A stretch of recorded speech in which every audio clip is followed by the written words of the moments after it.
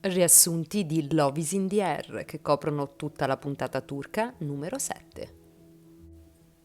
Serkan, dopo aver suonato nel luogo dove si esercitava la band del fratello, abbraccia lungamente Eda e non si accorge che Selin li osserva da lontano.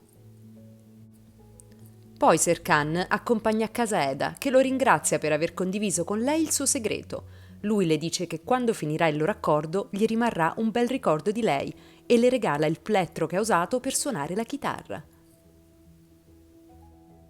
Vedendo Eda felice del dono, le dice che lei è una persona particolare, che apprezza di più le piccole cose piuttosto che una collana preziosa. Eda lo rassicura che non rivelerà mai il suo segreto. Rientrata a casa, la zia, osservandola, le dice che si vede che è innamorata del fidanzato. Poi le chiede cosa sta combinando Melo, perché non si fa vedere né di giorno né di notte e sicuramente si sarà innamorata. Serkan, quando torna a casa, è accolto festosamente dalla madre e da Seifi, che gli augurano buon compleanno, mentre il padre dorme nella camera al piano di sopra. Alpekin si sveglia per i rumori, si affaccia dal suo balcone e sente la moglie dire che lui dorme perché è un uomo abitudinario e noioso. Il mattino seguente a colazione, Melo dice di stare a dieta e di stare vivendo una nuova vita, ma rimane misteriosa sui motivi. Eda ha in mano un pacco e dice che è il regalo per Serkan, anche se lui non ama festeggiare il compleanno. Aidan va dal marito per fargli vedere il video di lei che esce dal cancello e si sorprende nel vederlo vestito sportivamente. Lui non le dà spiegazioni e la lascia subito per andare al lavoro. Quando Serkan va a prendere Eda, la vede strana, ma lei nega. Poi vanno a casa di Serkan perché quel giorno tutta la squadra lavora lì. Come arrivano, tutti si complimentano con lui perché con l'aiuto di Selin è riuscito a vendere un progetto di design all'estero. Eda vorrebbe organizzargli una festa, ma Leila e Erdem le confermano che lui non vuole festeggiare e che tutti i regali che riceve li distribuisce tra i dipendenti. Aggiungono che quando stava con Selin festeggiava solo con lei. Eda si offre di andare a depositare il brevetto del progetto dal notaio e Serkan le fa molte raccomandazioni visto che è l'unica copia esistente. Aidan dice a Serkan che deve fare un regalo a Selin per il suo contributo al progetto. Allora Serkan incarica Eda di preparare un mazzo di fiori da inviare a Selin e di unire un biglietto con su scritto che è molto importante quello che lei fa per lui. Ferit telefona a Khan e si lamenta perché ha divulgato la notizia del contratto e lo ha messo in una posizione difficile. Khan telefona a Melo e riesce a farsi invitare a casa sua. Eda, dopo aver depositato il brevetto, va al negozio di fiori a preparare il mazzo per Selin. Arriva Ceren, che la vede molto triste, poi vede il mazzo di fiori e legge il biglietto nel quale Eda ha scritto «Rendi la mia vita più bella con la tua presenza». Ceren rimane molto perplessa e allora Eda le racconta la storia del falso fidanzamento e di Serkan che ha come obiettivo di tornare con Selin. Poi, dopo averle raccomandato di non dirlo a nessuno, le chiede di allontanare Ferit da Selin, in modo che torni il prima possibile da Serkan e di ricordarle sempre che Serkan, da cui è affascinata, le ha rovinato la vita. Poi Eda va a casa per fare una doccia e lascia i documenti del brevetto su un tavolo dell'ingresso. Rientra Melo con Khan, che le fa una corte serrata. Lui nota subito i documenti e in un momento in cui resta solo, li apre e fotografa tutti i disegni che vi sono contenuti. Melo si accorge che Eda è in casa e lo manda via subito. Lui è molto soddisfatto di aver rubato i disegni di Serkan. Eda torna a casa di Serkan. Arriva anche Selin, che ringrazia calorosamente Serkan dei fiori e del biglietto.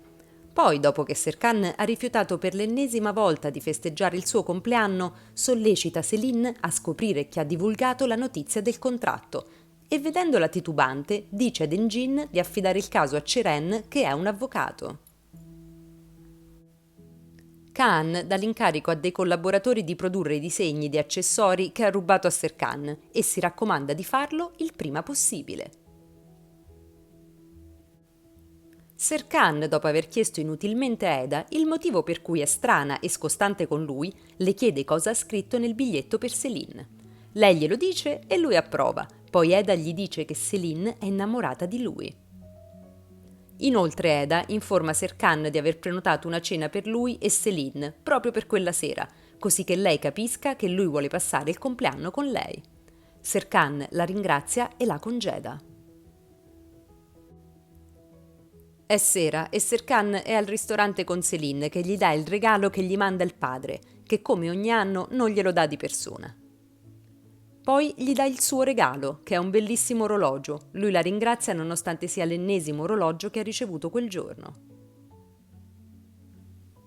Poi Céline gli riferisce che Alpekin le ha detto che vuole affidare a loro due la direzione dell'azienda, ma che ha dei dubbi su Ferit e Eda. Serkan allora le dice che lei esce con Ferit solo per farlo impazzire e se continua così le chiederà di vendergli le sue quote societarie. Poi aggiunge che Ferit, oltre a non essere adatto a lei, può essere nocivo per l'azienda essendo molto amico di Khan. Céline gli chiede se Eda è adatta a lui e Serkan risponde che è lui a non essere adatto a Eda e che probabilmente lei si è già stancata. Più tardi Serkan raggiunge Eda nel bar dove sta cenando. Lei è sorpresa e lui le dice che deve passare la sera del suo compleanno con la fidanzata, altrimenti tutti si insospettirebbero. Poi la accompagna a casa e le dice di sapere che gli ha comprato un regalo e che lo vuole nonostante lei gli dica che è insignificante davanti a tutti quelli che ha ricevuto. Eda gli dà il suo regalo assieme a un piccolo dolce con sopra una candelina, che lui spegne esprimendo un desiderio. Mentre apre il regalo, lei gli dice che è difficile fare un regalo a chi ha già tutto, perciò gli ha regalato il mondo. Infatti nella scatola c'è un piccolo mappamondo. Lui la ringrazia e la bacia sulla guancia. Poi le dice che il giorno successivo andranno a Sile per incontrare i loro clienti, sul terreno dove edificheranno il loro progetto. Quindi le chiede perché lavora ancora al negozio di fiori e lei gli dice che è lì che tornerà alla fine del loro contratto. Il giorno seguente, arrivati a Sila per l'incontro con i clienti, Eda è agitata perché deve curare la realizzazione del paesaggio.